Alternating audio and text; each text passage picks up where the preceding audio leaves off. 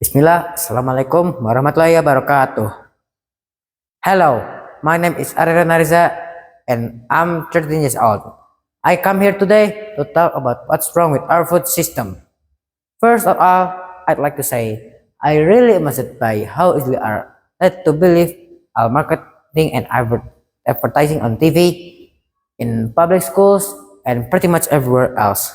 It seems like corporations are always trying to get kids like me to convince their parent to buy things that aren't really good for us or for the planet. Little kids, especially, are attracted by colorful packaging and plastic toys. I must admit, I used to be one of them.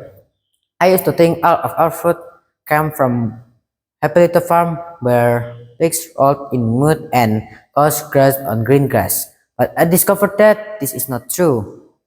I started looking into things on internet, in books, and through documentary film during my travel with my family.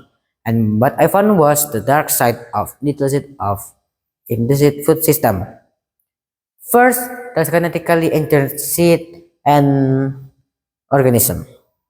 That's when a seed is manipulated in a lab to do something nature never intended, like taking DNA of tomato and then putting it into the DNA of fish. Yeah, don't get me wrong. I like fish and I like tomatoes, but that's just creepy. The seeds are planted and grown. The food they produce have been shown to cause cancer and other health problems in lab animals. And people have been eating food like this since 1990s. Most folk don't even know this food exists. Did you know that rat fat genetically engineered corns developed signs of liver and kidney toxicity? They shown things like kidney inflammations, tensions, and increased kidney weight. And guess what? Almost all the corn we eat today have been genetically altered in some way. And corn is everything. And don't even get me started on confined animal feeding corporations, CAVOs. Conventional farmer using chemical fertilizer made from fossil fuels that they mix into the dirt just for make plants grow. They have to do this because they've stripped the soil all its nutrients from growing the same crops over and over again.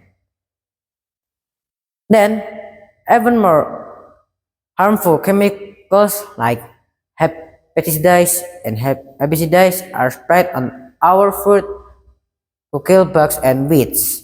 When it rains, these chemicals are seeped into the ground and and and then and then run off our waterways, poisoning our water, and then they added our food just for make it last longer. So it can travel thousands of miles from where it was grown to our supermarket shelves. So I asked myself, how can I make a change? I can change. How can I make a difference? This is what I found. There's a movement for a better way. I learned from the man named Joel Salatin. They call him lunatic farm because he grows the food against the system. Since when I was cold, I got a chance to hear him speak. This lunatic farm doesn't use any pesticides, herbicides, or genetically modified seeds. Because of that, the systems call him crazy. I want to know we can all make a difference. We can make a better choices, some better choices like buying food directly from local farmer or from people we know in real life. Some people say organic or and local food is more expensive, but is it really? With other things been learning, it seems to me that we can pay the farmer now or pay the hospital later.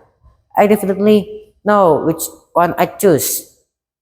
There, there are farmer out there like Bill Kinner from Sitokais Farm in Tunis. This cow really do eat grass and this cow is big really do roll in mood. Like just like what I imagine. I sometimes visit Bill Farmer farms. So I know where the meat I eat comes from up to personal. So next time when you grocery store, choose local, choose organic, know your farmer, and know your food. Thank you.